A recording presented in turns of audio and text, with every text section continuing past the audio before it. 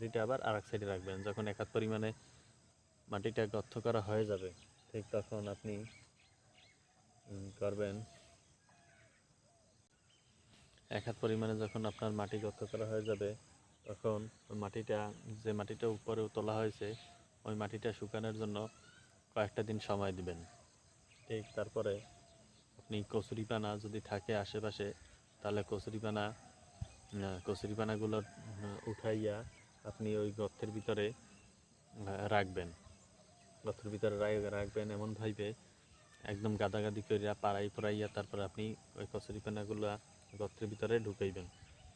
গর্তের ভিতরে যখন কচুরিপানাগুলো আপনি ভরবেন, তারপরে ওই কচুরিপানা আপনি চাইলে কুচাইয়াও দিতে পারেন। যেমন দা দিয়ে যদি আপনি কোপ দিয়ে দিয়ে দেন, তাহলে কচুরিপানাগুলা বেশি ধরবে গর্তের ভিতরে এবং গাদানো যাবে ভালো। তা আপনি কচুরিপানাগুলো যখন দেবেন, দেওয়ার পরে তারপরে পুকুর থেকে বা নরম কাদা দেখা ওই কাদাগুলো আপনি যদি করেন, ওই কচুরিপানার উপরে দিয়া সুন্দরভাবে কোনো কচুরিপানা যেন না দেখা যায় এইভাবে যদি কাদা দিয়ে দেন, তাহলে কচুরিপানাগুলো খুব সহজেই পচে যাবে। সেই পচে যাওয়ার পরে আপনি যে দুই সাইডে যে মাটিগুলো রাখা, ওই যে উপরের মাটি এবং নিচের মাটি, আর উপরের মাটিগুলো আপনি প্রথমে ওই কচুরিপানার উপরে ছিটাই দেবেন এবং ওই উপরের মাটিগুলো দেওয়ার পরে তারপর আপনি গোবর সার, হয়তো গোবর সার নয়তো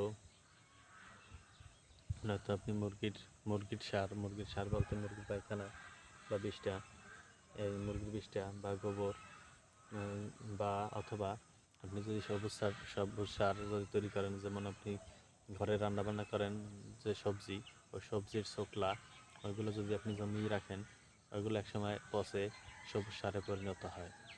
ওই সবুজ সার যদি আপনি ব্যবহার করেন তাও করতে পারেন। আপনি যে কোনো সার বা সব ধরনের সারও আপনি ব্যবহার করতে পারেন একসাথে। সব ধরনের সার যদি আপনি একসাথে ব্যবহার করেন, তাহলে ওর ক্ষমতা আরও বেশি হবে। ওই গাছের সারের ক্ষমতা আরও বেড়ে যাবে, মানে ওর গাছের খাদ্য উৎপাদন হিসেবেও খুব ভালো কাজ করবে। তখন আপনি ওই সারগুলো এনে